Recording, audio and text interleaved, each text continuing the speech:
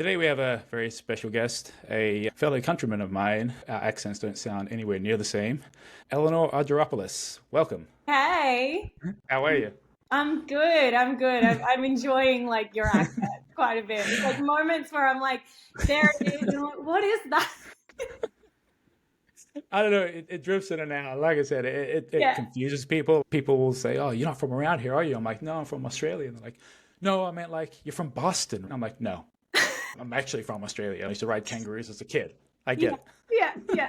Love it. I love it. Hey, you're unique, special. Yeah, I try to be sometimes. Hey, there it is. There it is. Welcome to the show. Thank you. Thank you for having me. Of course, of course. Yeah, tell us who you are. Tell us who is Eleanor. Who is Eleanor? What a loaded question.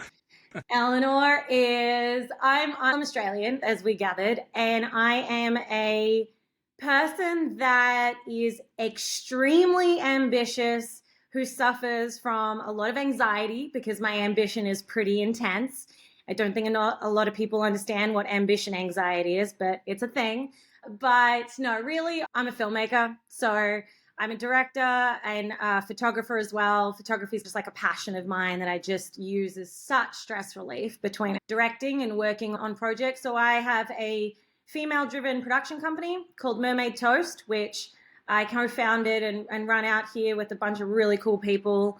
And we work in like commercials, a lot of comedy commercials. There's like YouTube infomercials that come up, and you always want to like get past them. Well, I'm just like, okay, if I'm going to sit through this and watch it, I might as well make it entertaining and let's do something fun with it. Yeah, I moved to LA about 3.5 years ago, worked in commercial and working in commercials amongst all the other things that I do. But aside from that, film is like my love, my number one baby love. So I'm working on a couple of narratives and documentary things that are just in the works happening. So yes, that was a loaded question with a very long answer, but that is who I am. I do a lot of things. I can see that. Yeah. Let's talk about your anxiety. Yeah. Yeah, that's, Straight into it. yeah, straight into it. That's why we're here today. Yeah. Prior to moving to LA, which is a huge move, I've done it, so I know what kind of stresses and what kind of toll it takes on the mental health sometimes. Mm. But did you have anxiety or any type of depression before you moved here? I feel like I did. I just probably wasn't aware of it. I think, no, wait, let's answer that properly. I definitely did. I just wasn't aware of it. That's Okay. basically it. Yeah. So I was aware that I think I had depression at one point because I always had this sense of, I guess, a fear of missing out and Yeah. like just living in Australia, which has a pretty small film industry. I always knew I wanted to be in LA. Like, from a very young age, I knew I wanted to be a filmmaker, very young. So for me, I think, yeah, I definitely had several years there where I was depressed more than I was anxious. I thought my anxiety was just my energy and the quirkiness that I have. So the depression was a thing I was aware of very lightly, mildly, but it wasn't like a deep, intense thing that I think I really understood what it meant or what it was, if that makes sense. No, it does. And you think that the way you were feeling was more attributed to your situation of Mm. you obviously wanted more in your career, like you want to do great Yeah. things. And obviously, I understand that coming from Australia. There's only so much you can do with the resources and the people around you, especially the culture there. And yeah, I understand that Yeah. completely. Yeah. I love Australia. Weirdly, like I worked in tourism Australia. I got to travel our country and it was amazing. So it was this really interesting thing where I had these awesome experiences when I was home that absolutely shouldn't be knocking at all because they were incredible for me. But it was like this sense of I don't belong here and I belong somewhere else, I think. And that was depressing at the time because it was just like, okay, what next? And what next? And so that caused Yeah. a big depression. Yeah. Yeah. No, I get that. I get that. Okay, so, Yes. you're in Australia, you've got this opportunity to move here and do what you love and basically create the path for you moving ahead. What did that transition do to your mental health? Do you think that helped you? It triggered your anxiety? How did that work for you? It's interesting. It's for me, it was totally the best thing ever, right? It was like Yeah. it really helped my anxiety. The problem I had was, so to explain a little bit more, I was in this space of putting my life on hold until I moved to LA. So that was a really interesting thing because I always thought like when I go to LA, that's when my life is going to begin. Lo and behold, my life was fantastic and I was living it back home and I was getting all these amazing opportunities, but it was just different. So when I finally moved here, it was like a sense of relief. I finally felt like I was truly happy. Actually, it was the opposite of it's like it at the time. It was like it cured my depression and anxiety. Right? I was like, Yeah. cool. Yeah. But then you realize you have to start all over again. And I Yeah. had a lot of friends here, and I did a lot of work before I like moved here. Like I would make trips to LA 3 times a year.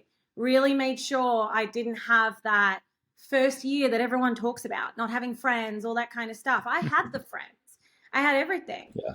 And so what I found out was when I moved here, it totally like, and I'm not going to say cured, but at the time I thought that was the word for it. It really helped me. It really helped me mentally until I started getting really burnt out because I was so anxious to achieve everything and do everything in this city and be everywhere all at once. That's Yeah. actually when my anxiety got really, I started becoming slightly aware of it. And then the pandemic hit and I became very aware of it.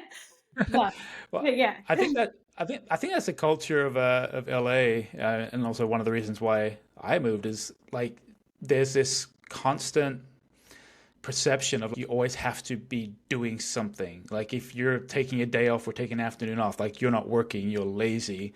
And I think that contributes to a lot of, like you said, the burnout, the depression, the mental health issues, especially that I see in the industry. Yeah. If you're not doing something, then you people see you as they're failing. They're not doing anything. No, I completely understand that.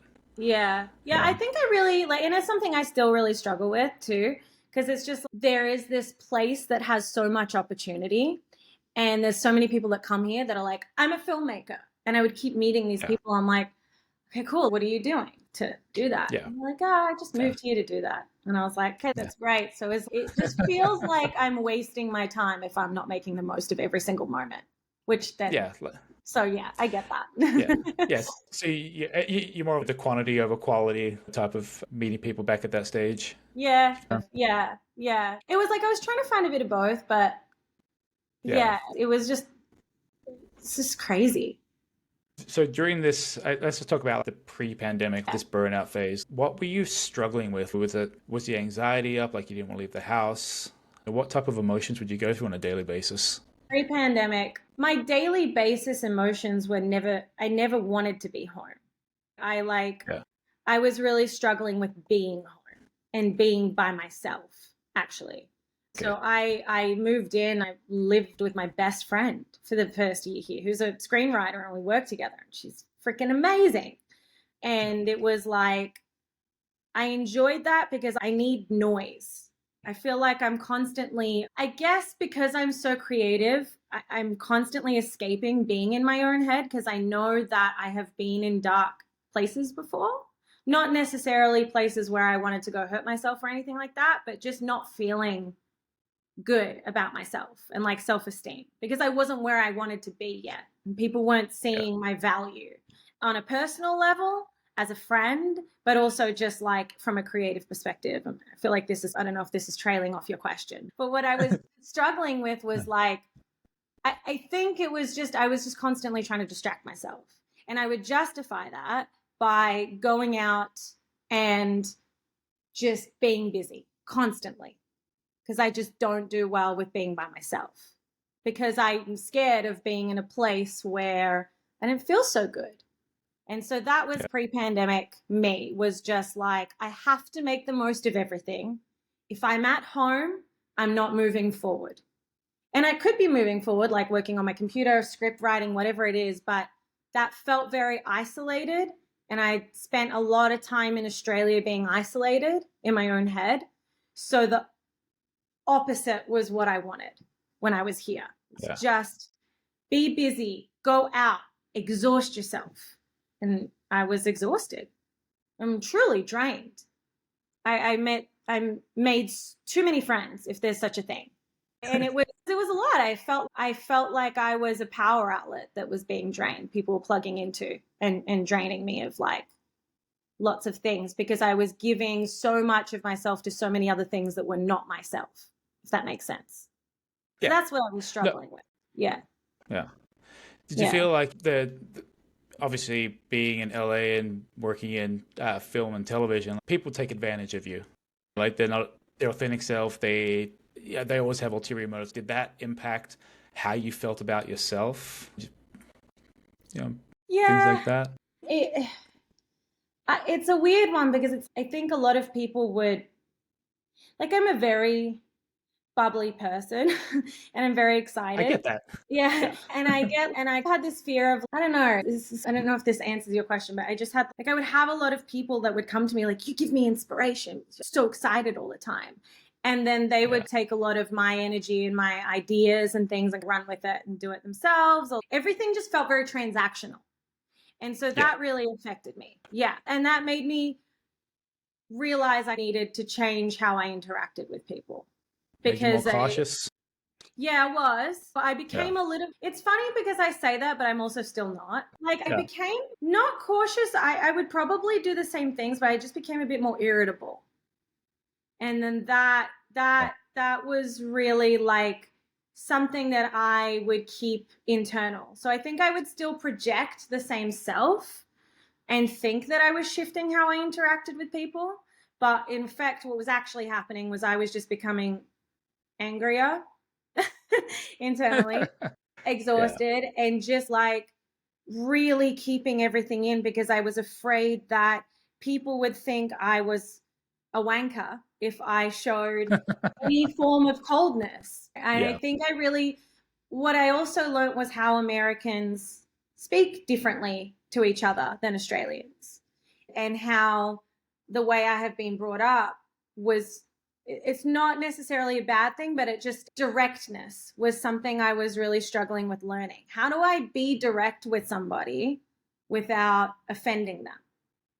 And that, as somebody who deeply cares about other people and deeply cares about, I don't know, I guess how I present myself, that was something that was hard for me to deal with because I felt like I had to change the way I was talking to people, but I wasn't. So I was just internalizing everything. And then I became a ticking time bomb of just bubbling anger. Yeah. So it kind of It's kind of weird. changed.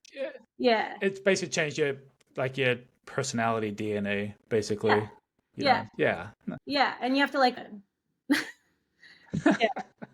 That's definitely one of the things I learned when I moved here too, is there are certain things you can say, there's certain things you can't say. Mm-hmm. And Yeah. then I went through a similar thing with you where I got angry too with just people, how they interacted with me, being transactional, Yeah. wasting your time, whatever it might be. And Yeah. then, yeah, after a while, I just stopped caring. I went back to being my usual self. And I'm like, this is me. Take it or That's leave it. awesome.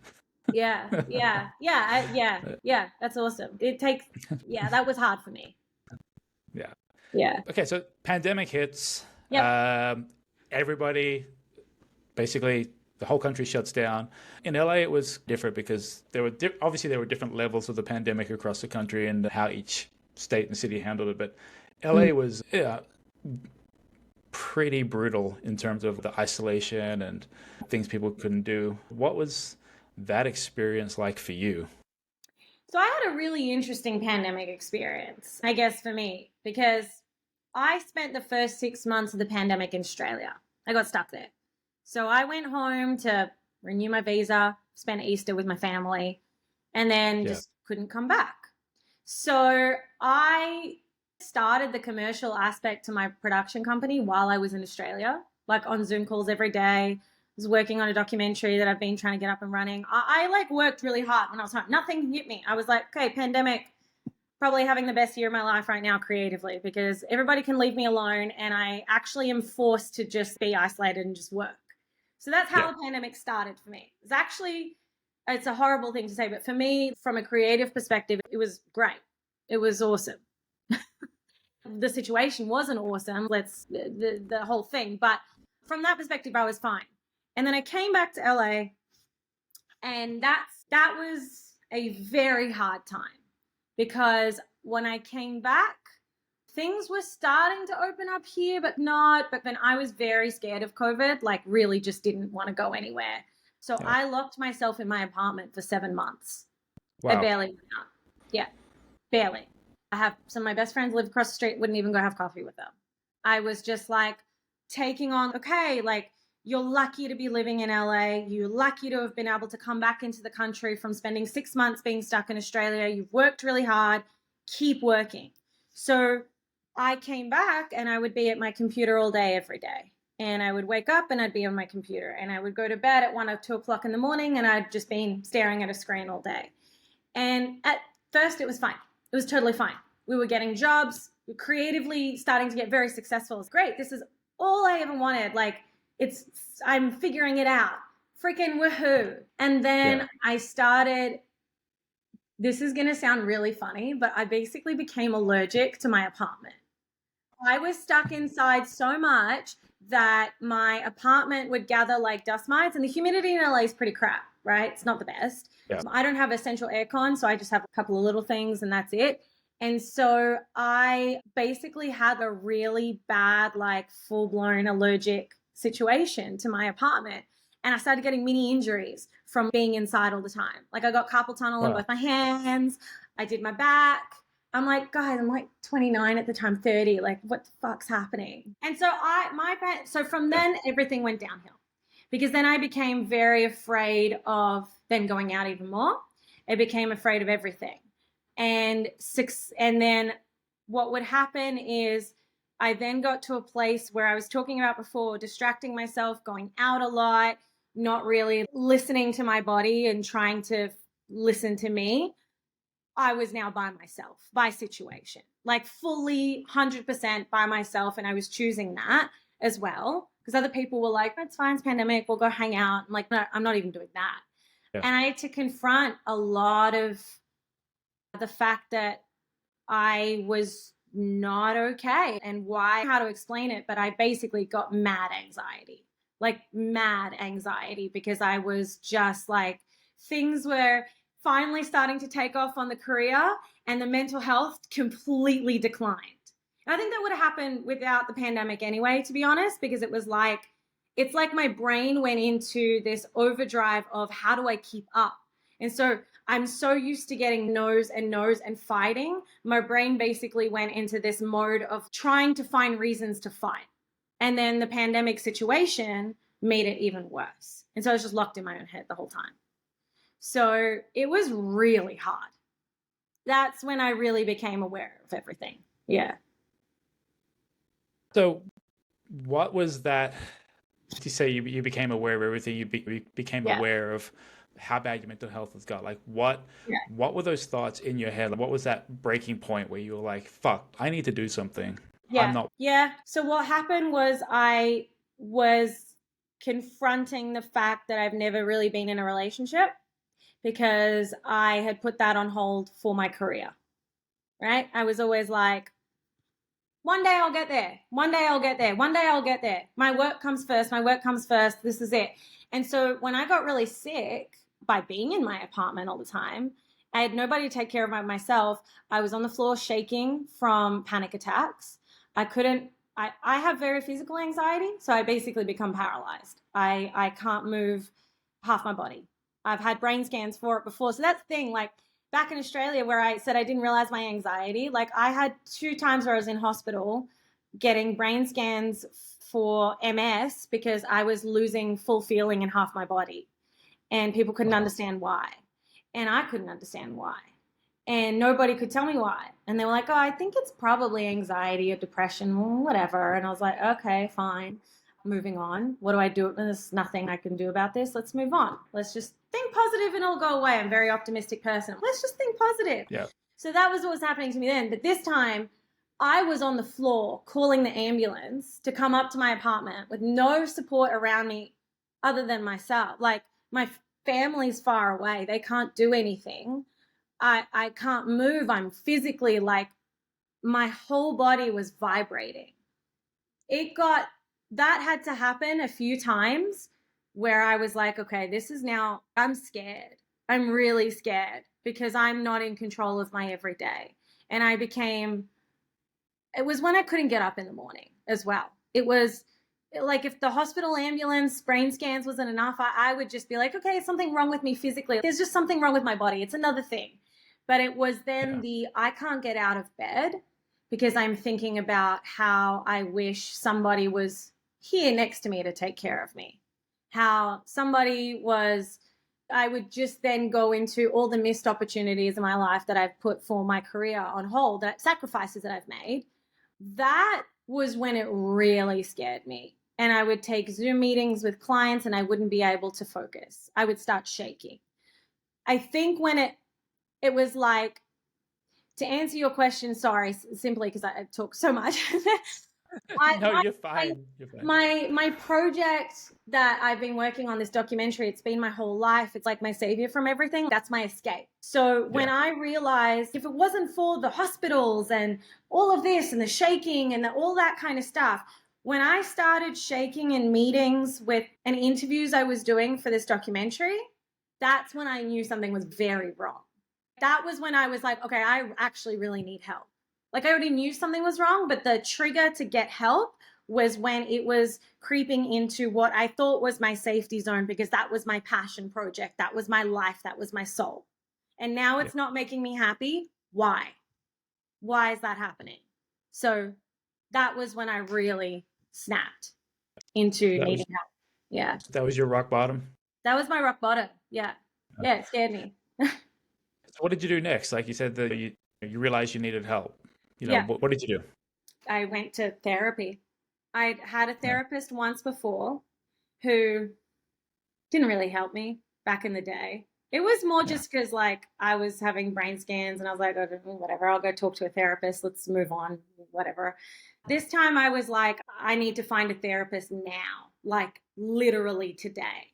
So what I did was I called up a bunch of friends. I went to the urgent care and I was like, somebody please help me find a therapist, someone who really knows their shit. And I managed to get on a Zoom call and talk to somebody literally that day because I couldn't function. And I didn't have insurance to pay for it. It was so expensive. And I was like, I need this, even if it's just temporary. I knew I needed a therapist, but I really felt like I needed medication at that point. Didn't know what medication would do. Didn't really know anybody who'd been on any or anything like that. I was just like, I need to fix this. I need to fix this immediately. So Did that initial session help? Like it did, because I felt seen. It was just finally, it was quick, and it was just like, okay, somebody's here to help me talk about this. I'm not going crazy. I'm not going crazy. Because I was talking to my friends about it and everything, and nobody really got it at all. And so that therapy session really helped, because that person was like, you're not crazy. This is what you're experiencing. And what that person told me was like, this is how anxiety works on your brain. And they weren't just like there to listen. They were like trying to teach me at the same time, which really helped me understand what was happening. So you able to identify things that trigger your anxiety and how the tools to manage them? Yeah, pretty much. Yeah. I think that's also something, the difference between Australian culture when it comes to mental health and American culture is there's this stigma coming from Australia where people don't reach out and go to therapy unless they think there's something really wrong with them. Whereas here it's like more encouraged, like you should go speak to somebody. Yeah. Whether they medicate you or not is a different story. But there is a really big cultural difference between the two. And there's something that I learned when I was living over there as well. Is you're not taught to go and speak to a therapist. You're taught to man up or get over it or smile. It's like a sign of weakness, people see it as.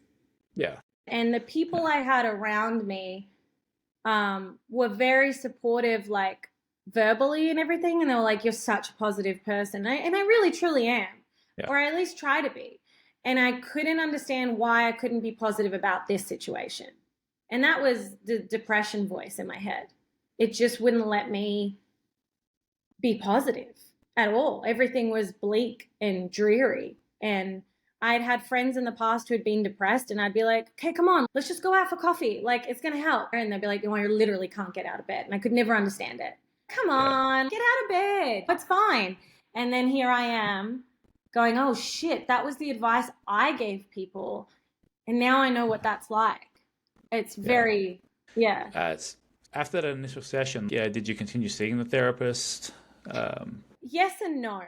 I did so basically what happened was I got given advice before I even saw the therapist to just get on meds because meds would fix me, right? Yeah. So I went to a doctor and got prescribed Lexapro. I was like, cool, fab, let's pop that. And I also, by the way, hate medication. Like, I never take medication. Like, even if it's a Panadol and I have a headache, or Panadol, we're Australian, ibuprofen, whatever it is here, like, I would never do it. So for me, I was like, I really got to a bad place. So I actually just thought the therapist was still just weirdly what actually, I saw the therapist for about 4 or 5 sessions, but what actually helped me was talking to other friends about anxiety and depression. I don't think I had the right therapist in the end, to be honest with you. I think it takes time to find the right person. That can also scare people. But it's okay. Like, it's a match. You're dating. It's like being with somebody, right? Like, you've just got to be able to. It's a pretty intimate thing. Like, you're sharing details about what's going on inside your head every day. You don't want to just tell it to somebody that you don't feel comfortable with. Yeah, and I think for me, my decision to stop therapy was purely just because I'd gotten to a better space where I could talk to the people I needed for me around me to help me. I think therapy is fantastic. I don't think it is for everybody, but it was there right when I needed it.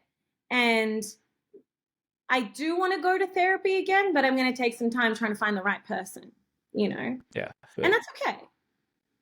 It still initially gave you some really good tools to just to jumpstart you. It basically helped me just disarm it. You're just speaking it out loud. Like, when I spoke it out loud, I have anxiety, I have depression.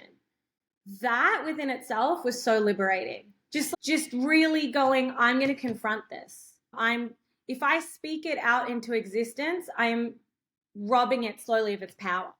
Because now I identify what it is. And now I know what that little fucker is. I know how to try and find a way to tackle it. It really helped me just to be seen. And I think that's the point of even what you're doing here. Like, what we're doing is conversation. I think pre-pandemic, we were in a space where people were scared to talk to each other about this kind of thing. I mean, I come from a Greek family. The friends around me, like we said, there's certain stigmas to things.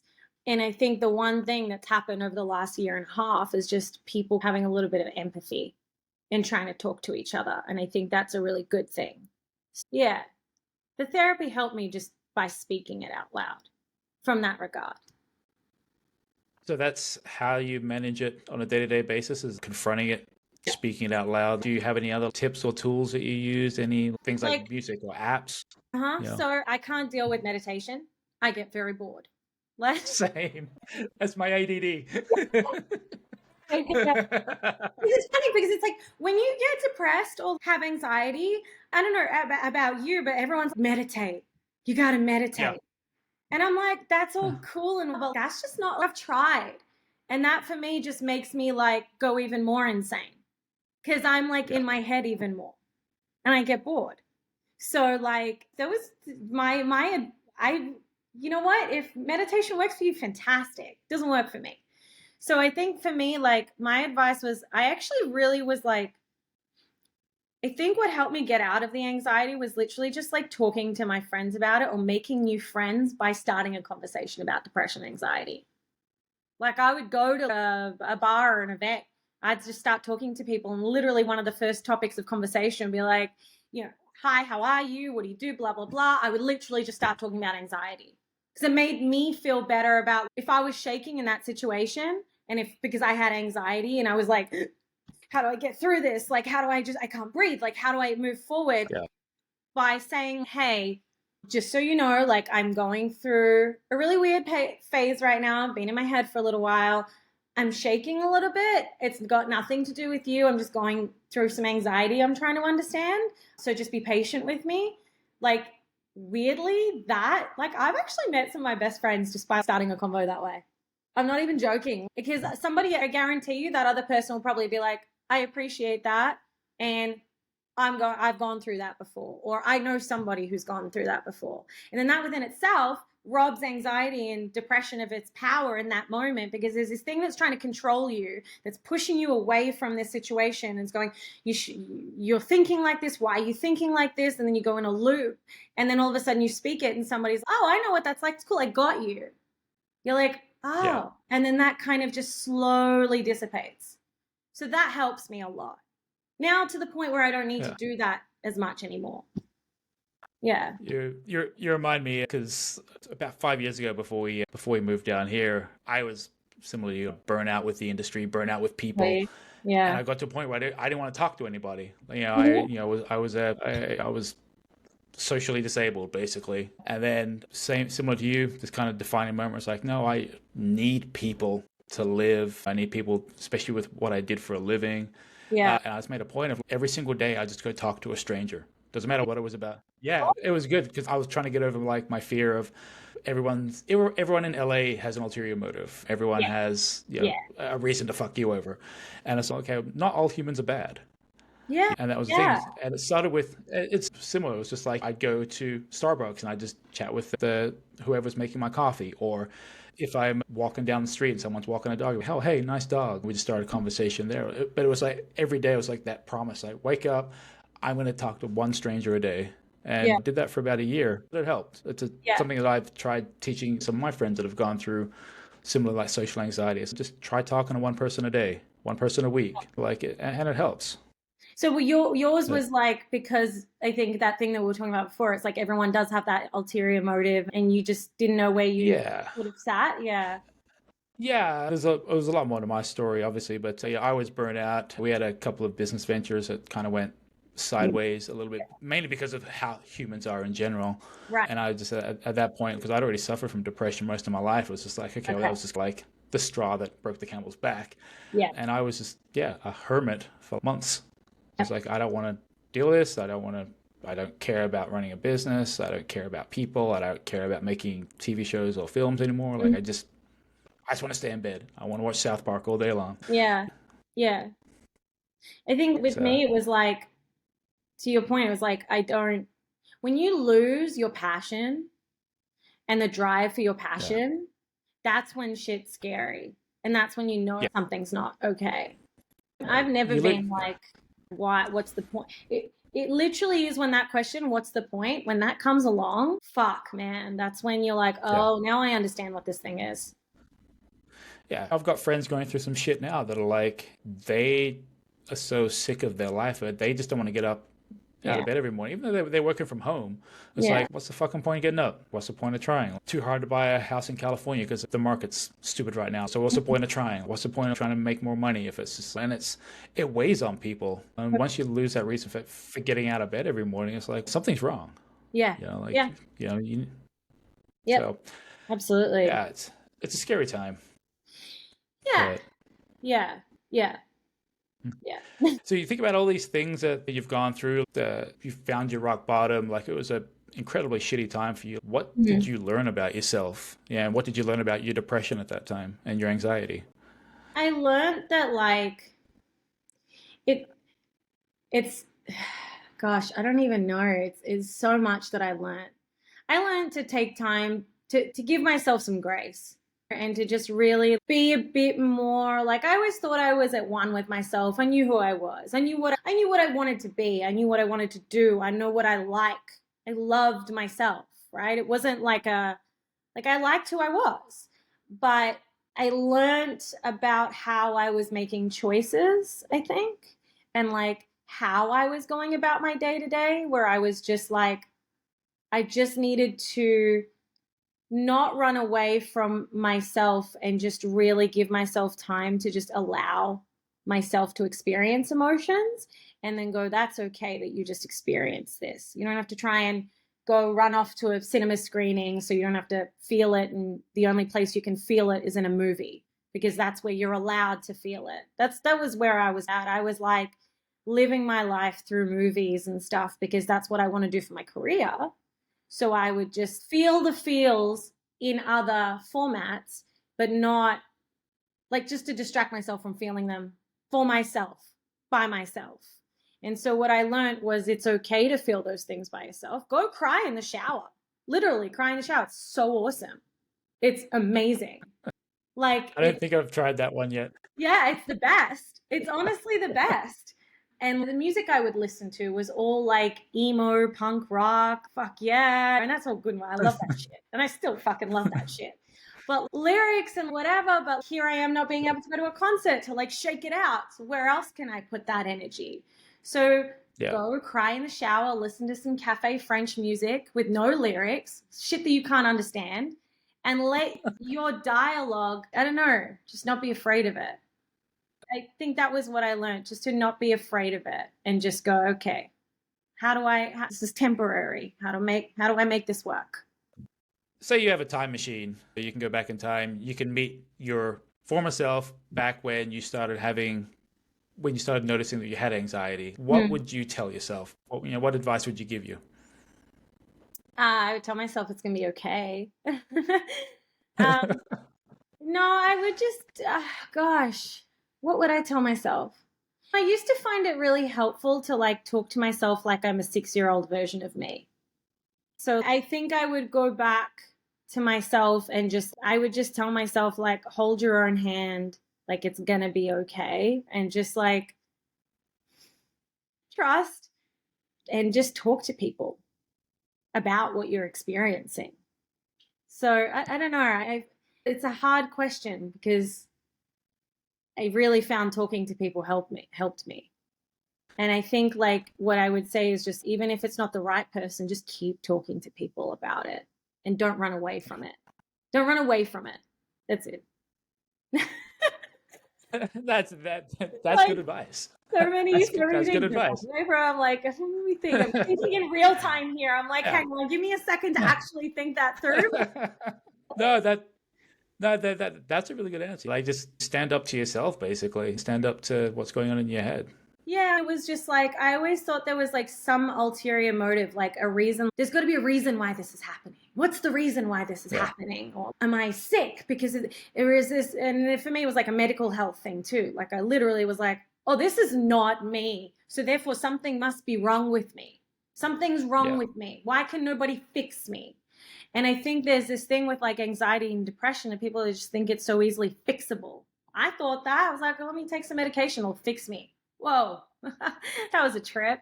I'm very happy for it and it really helps me, but that's just not a switch that's just going to be flipped. And just because you are telling yourself like, this is not me, I think that's the wrong wording. This is me. This is me in this moment.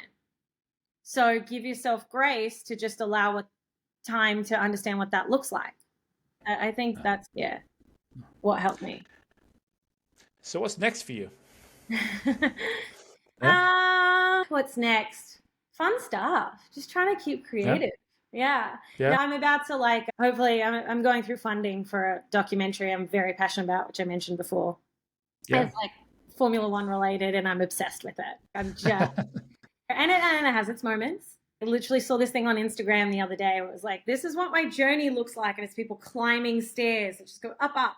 And then it had underneath it, this is what my journey actually looks like. And then there was just like hills that literally went up and down and then really down and then up and down.